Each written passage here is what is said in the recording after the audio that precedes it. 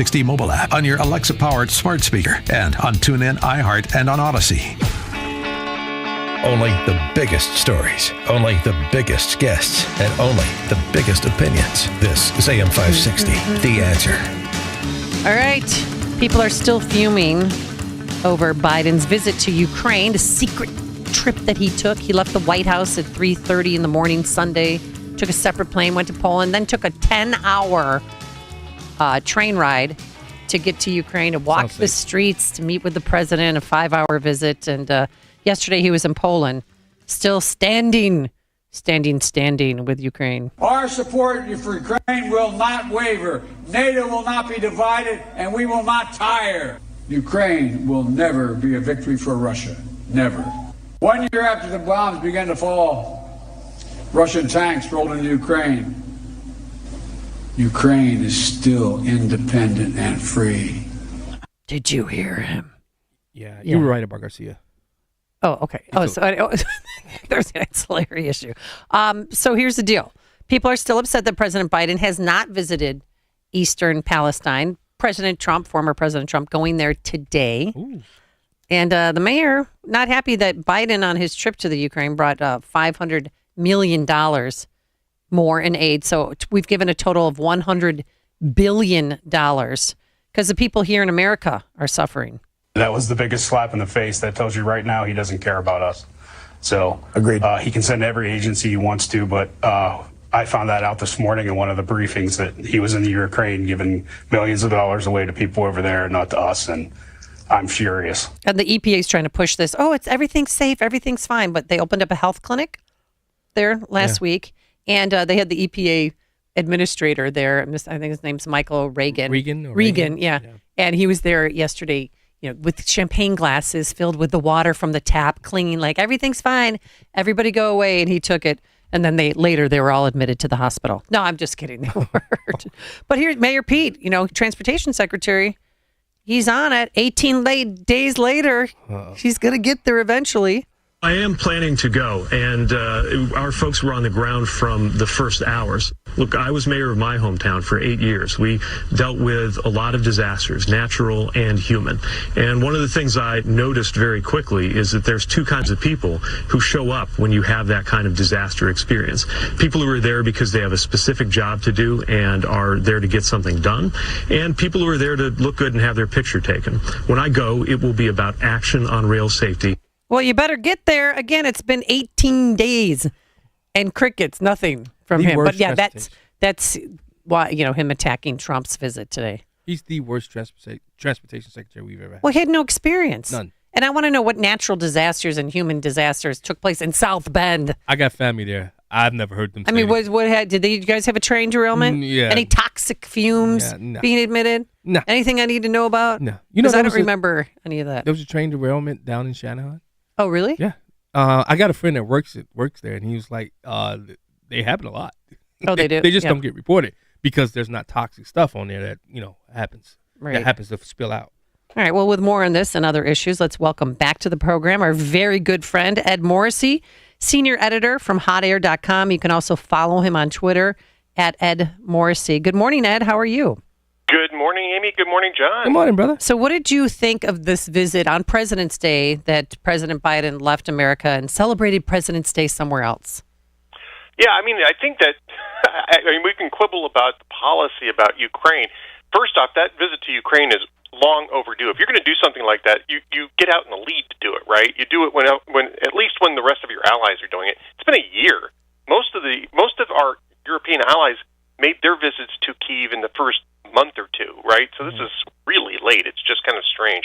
But the other thing is that you have to be mindful as to how this is going to look. You just had a train derailment in East Palatine in an area where, at least one would assume that Democrats want to compete politically for, in the upcoming election. And you take care of that before you leave the country. I don't know that it's an issue of him being there while this is going on, but not having approved aid, not having gone to visit. Even Pete Buttigieg hadn't gone to visit there yet. That's just really bad politics. It's just it's incompetent politics. And just makes you want to scratch your head and wonder how this guy got as far as he got. And FEMA wasn't even going to go there until President Trump announced that he was going to be visiting the area. Right. Yes. I mean, again, all of this is like Politics 101. If there's a disaster out there, especially one that involves a federally regulated industry, because trains are a federally regulated industry, you want to be out there to say, hey, I'm here. I've seen this. I mean, I don't know if you guys, I'm sure you guys remember this when Katrina hit, and this wasn't even a federally caused disaster. It was just a weather disaster. When Katrina hit, people were screaming that George Bush didn't land the plane, right? He took Air Force One and did an aerial reconnaissance of the devastation, but he didn't land the plane, didn't get out and talk to the people in New Orleans. And I think that was a mistake, too. It was an error. And I think George Bush understood that. Mm-hmm. But this is even worse. I mean, did Air Force One go to Poland by way of flying over East Palestine or East Palestine? Palestine? No, he just flew the other direction. Wow. And I mean, it's just crazy. I don't get the politics. The people who are running politics in the White House are idiots. Oh. That was so easy to deal with. Just show up. Right. Just show up, shake a few hands, tell people help is on the way, then get out. Yeah. And all of this would have been a non-story. Yeah, a non-story. But I think him going over there with money as well, when he hadn't taken care to of help America. his people, right. Those people, without helping us first. But money to take care of their pensions. I mean, think about that. Well, what emergency is that when we have people who possibly could be dead by the time you come back? Well, not only that, but it's not as though we have a really solid pension system here in the United States either. Most of the pensions that we have are critically underfunded. Yeah. The pension crisis that is coming is going to be massive. I agree. And it's true at the federal level, it's true at state levels, and in some cases it's true in the private sector as well, but the move to 401ks and that sort of thing is really has really lowered the risk on private sector pension collapses. But, I mean, in state governments and in federal government, Oh, we know about. That money's going to be used to support this. I voted to change pensions in Illinois, and it got overturned by the Illinois when you were a Supreme state Court. senator, when I was a state representative. state rep. Yeah, but you know what, Ed? I want to talk about this Jennifer Ruth Green's Air Force file being leaked. Okay, have we gotten to the bottom of this leak, and why did it happen? And what must be done to make sure something like that, the weaponization of our government, doesn't continue to happen to these candidates? Yeah, well, let's start with who, I don't know if a lot of people know who Jennifer Ruth Green is. Congressional candidate. But she was congressional, Indiana right. So we've seen her commercials, but what happened to her, Ed? So when she was running for Congress, her military file, she was in the Air Force, her military file was leaked to a Democratic opposition research group called Due Diligence, LLC. And they published parts of her Air Force file, including the fact that she was a victim of a sexual assault. Oh. Now, this got a lot of attention, and not necessarily all of it good for Democrats, but it made her basically focus on the sexual assault. It really sort of derailed her campaign, or at least derailed the strategy that she was hoping to employ in the campaign. And I think that was certainly deliberate on the part of Due Diligence and of House Democrats. And as it turns out, there were either 10 or 11 other files leaked from the Air Force that the Air Force knows about to Due Diligence, to the same firm. And two House Republicans have come forward to say that they have been notified by the Air Force that their files were among them. And, of course, they were trying to use whatever they could, try to find dirt within their military files to use, Democrats to use against these two guys. It was Don Bacon and Zach Nunn, I believe, were the two who came forward yesterday and the day before yesterday to say that their files were also purloined in this. And Mike Rogers and James Comer have sent a very angry letter to Defense Secretary Lloyd Austin asking for a full accounting of this and wanting to know who's being prosecuted over this, because this is a criminal violation of the law. Yeah, heads should roll. Heads should roll. At the very least, heads should roll. And actually, charges should be preferred. I don't know if you can charge, I think the guy's name is Adam Payton from Due Diligence. I don't know that you can charge him with a crime. But you can charge the people who gave Adam Payton those files. John's right. I mean, this is basically what this is showing is that the bureaucracy is getting politicized in a partisan fashion to help elect Democrats over Republicans, and these are people with civil service protections. Yeah. And so they're very difficult to root out, and that's the reason why Rogers and Comer want names. They want to haul people in front of Congress and demand to know what's going on. They also need to know how much more of this has gone on. This is just what we know about, right? Yeah. And it's just from one service branch. Just and we the did have Jennifer Ruth Green on the program. She talked about it, and it's so intrusive, so personal. But you think you're protected horrible by the government and the country that you're serving, and you're not. They come back and slap you in the face. Can I just say one thing to Ed? Something like Ed, sexual assault. I mean, she's just re-victimized. They re-victimized her all over again. Yeah. Well, they acted like it was her fault, like she was wearing the short skirt. Right. That's what peed me off. Right. Yeah.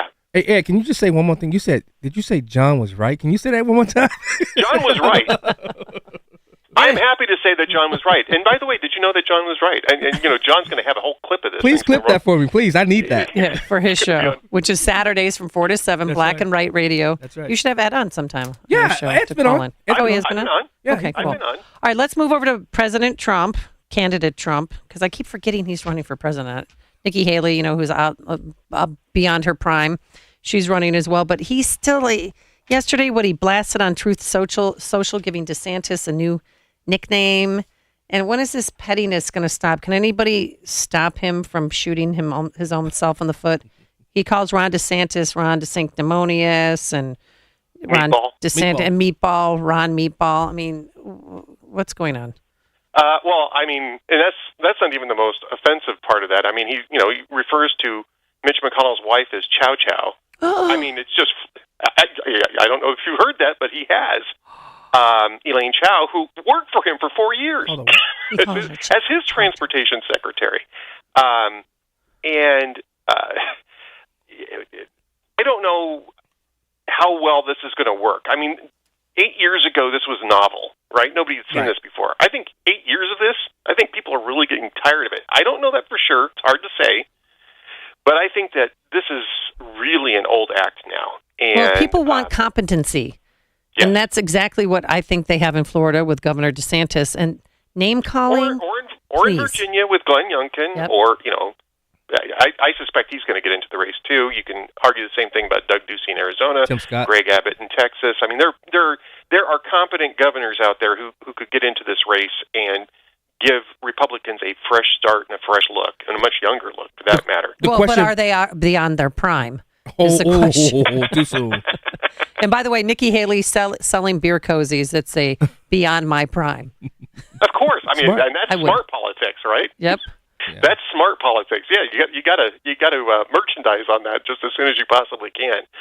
Yeah, I mean, the beyond the prime argument though really does, I think, apply to both Joe Biden and Donald Trump. Yep. I mean, it would be. I think people would like to get a president or at least two nominees on a ticket who were born after the birth of rock and roll. I mean, I don't think that's an unreasonable expectation for a nation that is 90% or more younger than the two guys that are supposedly the front runners for the next election. I think both parties are going to be facing a lot of pressure to find younger people. I don't know if Democrats can get over the incumbency issue and convince Joe Biden to step back. But Republicans certainly have an opportunity to do it. And but Ed, how do they get beyond the MAGA wall, the America First wall? Because that's a pretty high wall. Trump said it's high, so that's a pretty high wall. How does any other candidate get beyond that Trump MAGA wall? Well, and I think that's the reason why DeSantis has gotten so much focus, right? Because DeSantis has basically been a very effective governor at putting those types of policies in place and then making them popular. I mean, he got a 19-point win over a former governor last November. It's the biggest Republican sweep, I think, in Florida history, at least in modern Florida history. And I think that shows you that that's the reason why Trump is so paranoid about DeSantis getting into the race, is because DeSantis is the kind of guy who can at least carry the MAGA banner, maybe not explicitly but implicitly, and has a great track record of success in fighting these types of culture war battles in Florida. Yep. All right, Ed Morrissey, what else are you working on for today that we can look forward to? Well, I do have a piece that's coming up in about an hour or two, and it's about Bret Stephens' New York Times opinion piece that says, what are we going to do now that we know that mask mandates don't work? This Cochrane study, is basically definitive. Masks don't work. And what happens? How are we going to talk about that? Wait, I want an apology. Okay, go on. Sorry, I didn't mean to interrupt you, but I think we all are owed an apology. But the thing that's interesting about that is the very first time that the New York Times has mentioned the Cochrane study, and it's in an opinion piece by Bret Stephens. I did a search on this. I did a search on Cochrane and masks for the past month. It's been a month since that study was published, and the New York Times has not published one word on that until today, or until last night when this appeared. They still don't have any mention of it in their news section, and I think that's very interesting. I think it's interesting that they allowed Bret Stephens to actually run that column. Well, Ed, if you saw my church, they are masked to the nines. Some people are still double masking. And I sit in church and I'm like, thou shalt not go before God in veiled face. And I'm thinking, it's psychosis now. It's like they're Banky or they're pacifier. And it's so, but I wish and I pray to Jesus that when I look at people with a mask on, that I don't have this visceral reaction. But I look at that person, I say, you perpetuated this stereotype. You did this to my children. Like, you mess with me, that's one thing. You mess with my children, that's another. And I still get emails all the time from CPS saying, your son, blah, blah, blah, was in contact, even though he's been vaccinated, was in contact with a student who has COVID. He must mask for the next 5 days. Yeah. And you know what I do with those, Ed? Delete. I don't even talk to him about it. I delete. Because teachers aren't checking, and he's not going to wear a mask because he's just... And it's silly because children are at least risk for. Yeah, but kids still wear them. Like, I think some of them wear it because one of my son's friends said that he has really bad teeth. So this has been great for him because no one could see his twisted teeth. And I said, well, eventually, we want to hear your voice, we want to see your smile. You're beautiful. Right. It's okay. Right. But nope. Right. He's not taking that thing off. I believe that we're going to go to wakes someday, and people in their caskets are going to have masks on their face. No, I know. You guys think I'm not kidding you. The way we live in Chicago, people are walking around. People are still in their cars alone, Ed, with masks on. They're still out there where I'm at too. Or they're walking. So every time I'm one day a week while I'm on Addison driving here to work, there's a guy who's this is at 4 in the morning. Okay. He's by himself walking down the street at 4 in the morning. There is not another soul in sight. And I rolled down the window like, what the hell are you? Oh, please bleep that. What the heck are you doing? Like, what is wrong with you? Are you okay? Do you need help? Sorry. I just got my blood pressure up and I didn't want to do that. No 120 life over there? No 120 life for me over here. All right, Ed Morrissey, we're going to have to leave it there. We'll look forward to your article. It'll be in HotAir.com today. So thank you so much for joining us. Thanks, Ed. Thanks for having me on. Thank you. And John is right. Yes. Thank you, buddy. And he joined us on our turnkey.pro answer line. It's what Chicago is talking about. It's Chicago's Morning Answer with Dan and Amy on AM 560. The Answer. Balance of Nature's fruits and vegetables.